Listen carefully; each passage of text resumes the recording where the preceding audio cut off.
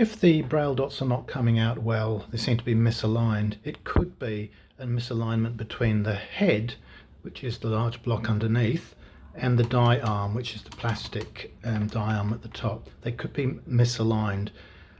If that's the case, it is possible to manually force the two into alignment. It does require quite a lot of pressure, so you have to be quite strong to do it. But I'm just going to demonstrate how I do it. Okay.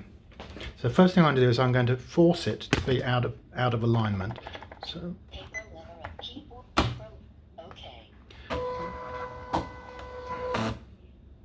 I'm just going to move the head in a little bit just so that you can see it on the camera.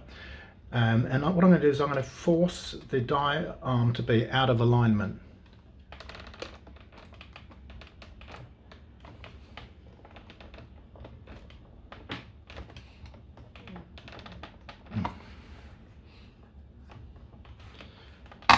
Now, what I did there was I actually used my thumb under the head, and I kept the die arm still with my right finger, and I pushed the head further away. That's not too difficult. It just like clicks along. But now you can see that it's misaligned. The white area, the head, is misaligned with the die arm here.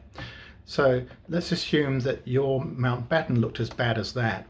It's probably not. It's probably just one notch off. That could have been through dropping the Mountbatten or something like that.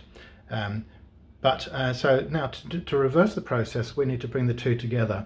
So what we need to do is squeeze them back together again. Now it's better to try and move the block back.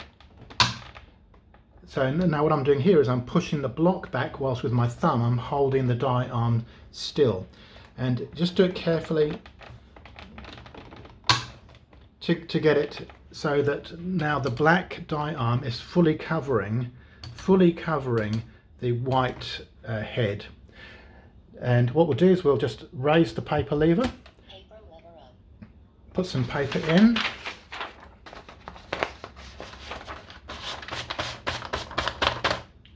paper lever down, and it should now do its normal measurement. And we'll just try some braille. 4, 4, 4, 4, 4. And we should see the braille should be fairly nice and even. And so that was as a result of me doing everything's lined up now. It does take a bit of force, sort of like, it's a funny thing, it's force, but it's controlled force. It's not like a big shove. You have to kind of like click with a bit of thumb force. But it's something that perhaps could be done by a handy person or somebody with a bit of strength in their hands.